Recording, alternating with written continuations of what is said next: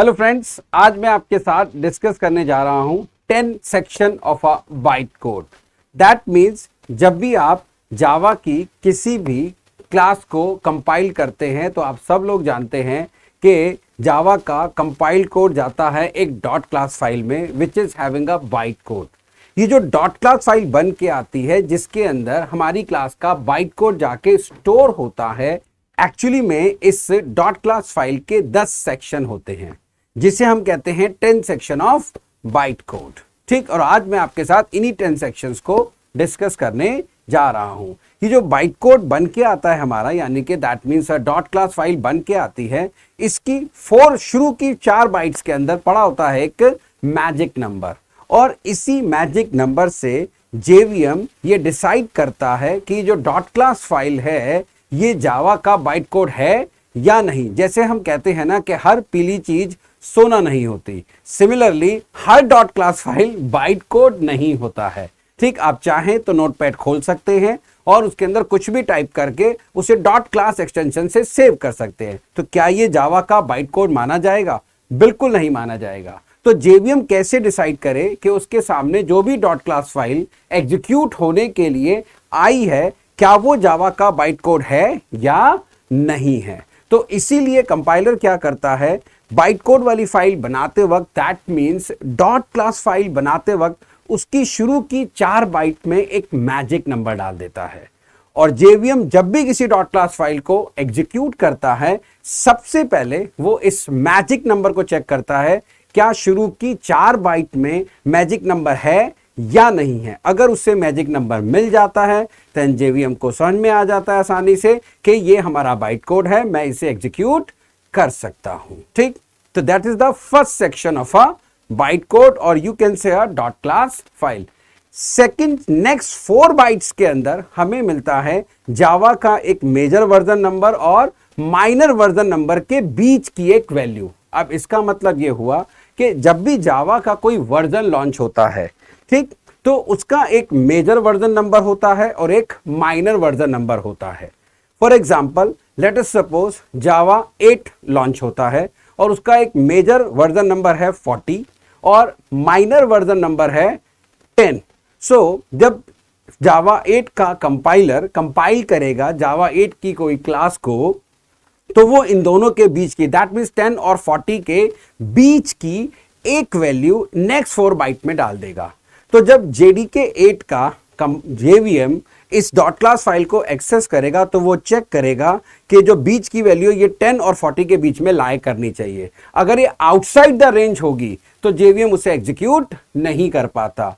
आप नोटिस करेंगे कि आप जेडीके 8 में अगर कोई डॉट क्लास फाइल बनाते हैं, दैट मीन्स बाइट कोड बनाते हैं, और आप उसे जेडीके 6 में एग्जीक्यूट करने की कोशिश करते हैं तो वो एग्जीक्यूट नहीं होता। रीजन बीइंग क्योंकि जेडीके 8 का माइनर और मेजर वर्जन अलग है जबकि जेडीके 6 का माइनर और मेजर वर्जन अलग है।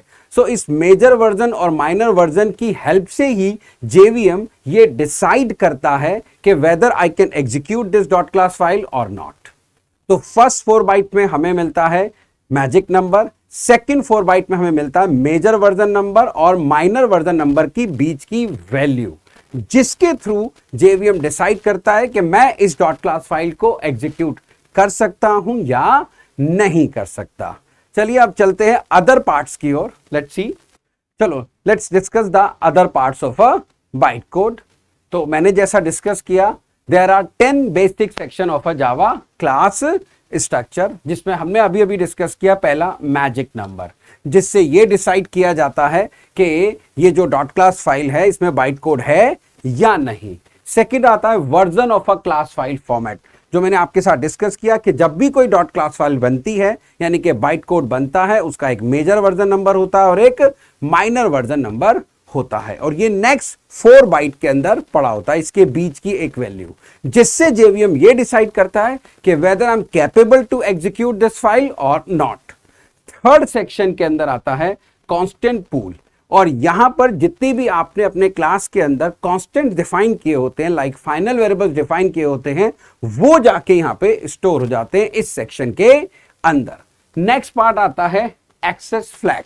यहाँ पर स्टोर किए जाते हैं हमारे बाइट कोड के सारे मॉडिफायर्स। दैट मीन्स आपकी क्लास के मॉडिफायर्स, कि आपकी क्लास पब्लिक है, एब्स्ट्रैक्ट है या फाइनल है। देन कम्स दिस, इस सेक्शन में स्टोर किया जाता है आपकी करंट क्लास का नाम। नेक्स्ट सेक्शन आता है सुपर, और इसमें स्टोर किया जाता है as you can see the name of a super class. अगला 7th सेक्शन आता है इंटरफेसेस, और इस सेक्शन के अंदर स्टोर करते हैं आपकी क्लास ने जितने भी इंटरफेसेस को इंप्लीमेंट किया है उनके नाम। 8th सेक्शन आता है फील्ड्स, और यहां स्टोर किए जाते हैं आपकी क्लास के सारे डेटा मेंबर्स की डिटेल, उनका नाम, उनकी data types, everything. 9th section आता है मेथड्स, और यहां पर स्टोर किए जाते हैं आपकी क्लास में जितने भी मेथड्स हैं उन सब के नाम, any methods in your class. And the 10th section is attribute, और यहां पर स्टोर करते हैं आपकी .java फाइल का नाम। तो इस तरह से हमारी .class फाइल के ये 10 सेक्शंस होते हैं जिसमें हमारी क्लास के डिफरेंट पार्ट्स को स्टोर किया जाता है। Now there is a acronym to remember all these 10 section of your byte code. एक छोटा सा एक्रोनिम है जिसके थ्रू आप इजीली इसे रिमेंबर कर सकते हैं इन 10 सेक्शंस को जावा के बाइट कोड के।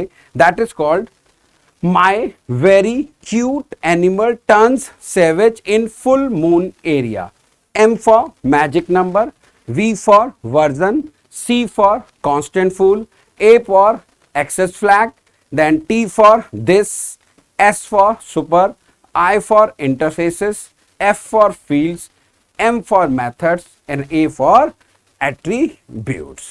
So आज मैंने आपके साथ ये बाइट कोड्स के 10 सेक्शंस डिस्कस किए हैं जो नॉर्मली लोगों को नहीं मालूम होते कि .class file is divided into a 10 parts. तो दोस्तों कैसा लगा आपको यह मेरा वीडियो जो मैंने आज आपके सामने बाइट कोड्स के 10 पार्ट्स को डिस्कस किया। अगर आप चाहते हैं ऐसे ही मैं जावा के कुछ यूनिक टॉपिक्स आपके सामने लाता रहूं और आपको बताता रहूं जो लोगों ने अक्सर नहीं सुने होते या बहुत कम लोगों को इनके बारे में मालूम होता है, तो प्लीज़ आप मेरे चैनल को जरूर सब्सक्राइब करें। और अगर आप मुझे कोई सजेशन देना चाहते हैं, किसी पर्टिकुलर टॉपिक के ऊपर आप मुझसे वीडियो जानना चाहते हैं, तो आप मुझे कमेंट बॉक्स में लिख के बता सकते हैं। Thank you for the